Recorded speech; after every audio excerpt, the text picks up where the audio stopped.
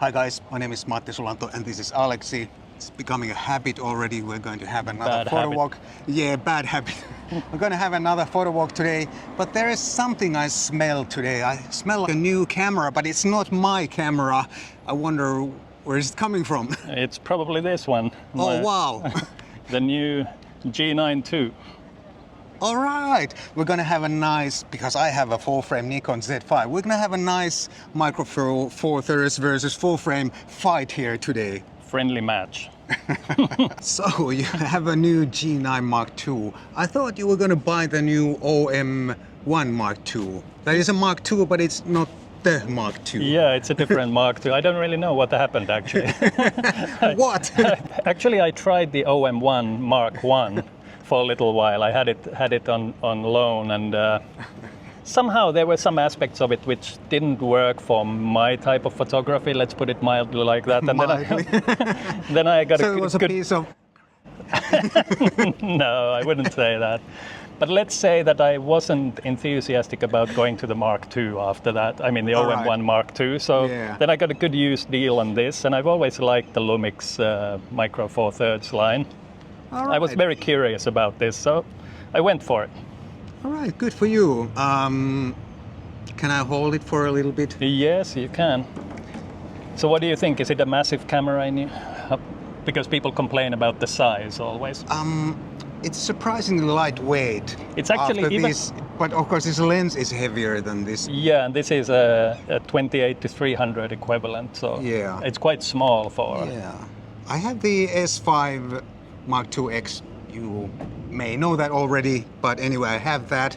It's about the same size. Yeah. I think it's the same camera body, basically. Even though the body is the same, this is 80 grams lighter. I checked that, so actually... I think I can feel it. Yeah, 80 grams is enough to feel the difference. Yeah. All right, it feels nice. Yeah, it feels nice. The body is great somehow. I hope it works for you better than the OM1 Mark II. Well, I already did a couple of client shoots, and tomorrow I'm shooting a music video with this. So that's one of the reasons I got it, actually. It's also as a hybrid camera. I think it's nothing new for people that I have a zoom, but how come you have a zoom? Yeah, well, this is the Tamron 28-75 f2.8. Relatively new for the Nikon Z system, and I have it on loan from Focus Nordic Finland. Big thanks Focus Nordic for letting me borrow this, and I haven't been using this enough, and I thought today is a good day to shoot a bit before I have to return this lens. But of course I know already that it's a great lens. I've been using the Sony version for about 2 years now, so I know the lens pretty well. It's a solid lens, yeah. But since this is a competition between Micro Four Thirds and full frame, mine is a 28-300 in such small size. Your reach is much less. yeah, my reach is nothing compared to yours. But your maximum f-stop is nothing compared to mine. Yeah, this is more of a touristy zoom.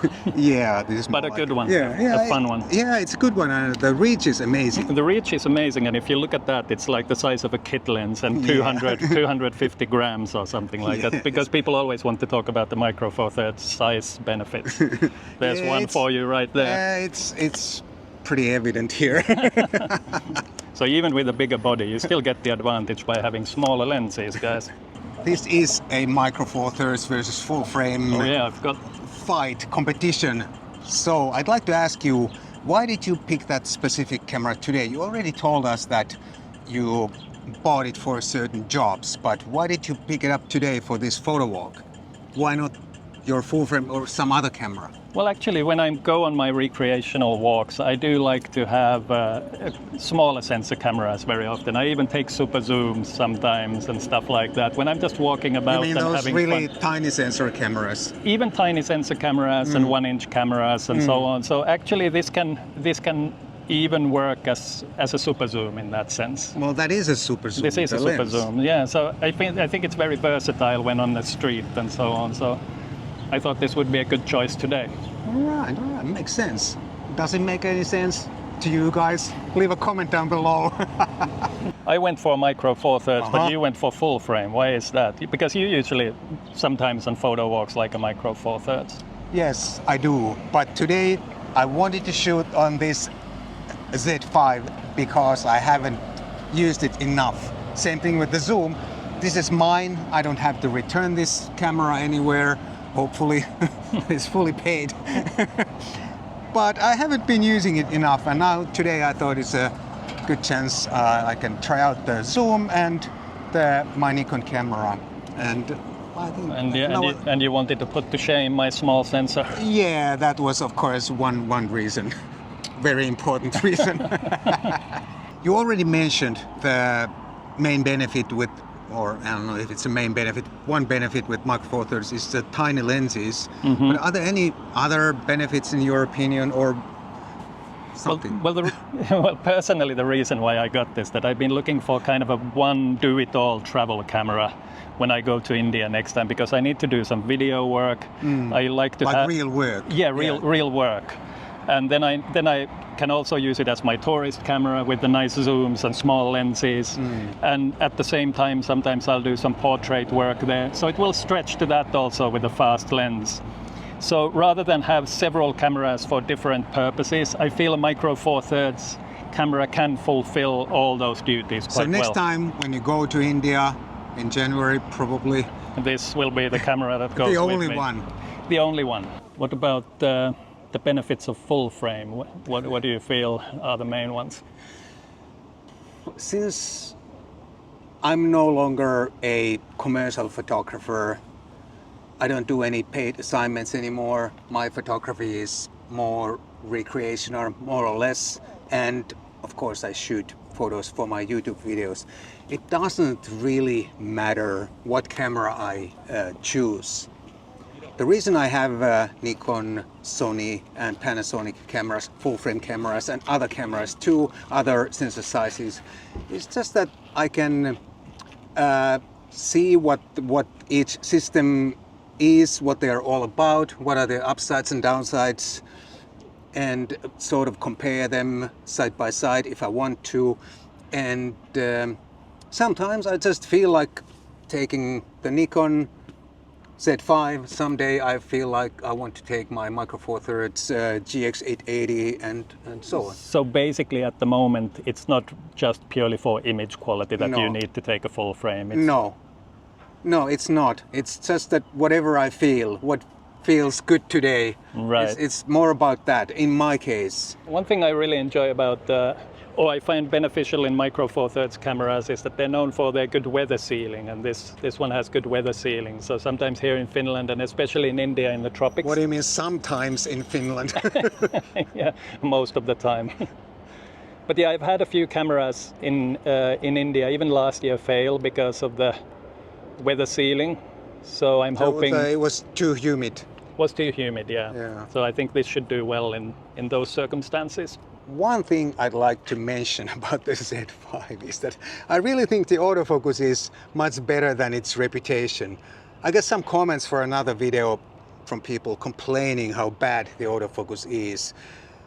But I don't think it's true. I'm really happy with the autofocus. I'm sure the latest Nikon cameras have better autofocus, but I think this is very good considering this is the entry-level full-frame Nikon, and it's really affordable too. Don't be afraid to shoot flowers, by the way.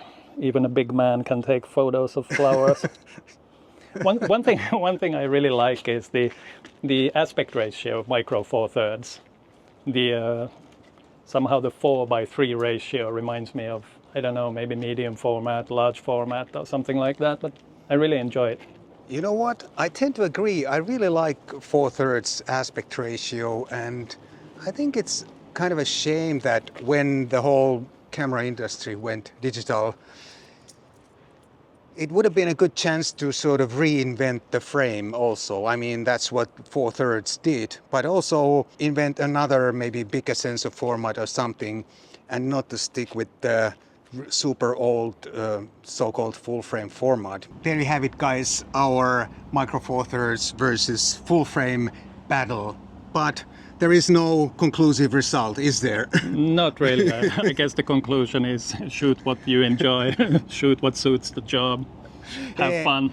I think that's the most important thing. Pick the camera that you really, really love and like and enjoy using. Then you're gonna get better pictures too. Yeah, that can never be underestimated. It'll show in your pictures if you're enjoying and having a fun time. Yeah. And please leave your favorite camera down below in the comments. We'd like to see what your favorite camera is. Especially the micro four thirds people. Thanks guys so much. I hope you enjoyed this photo walk and the pictures too. See you in the next one. See you guys. Have fun.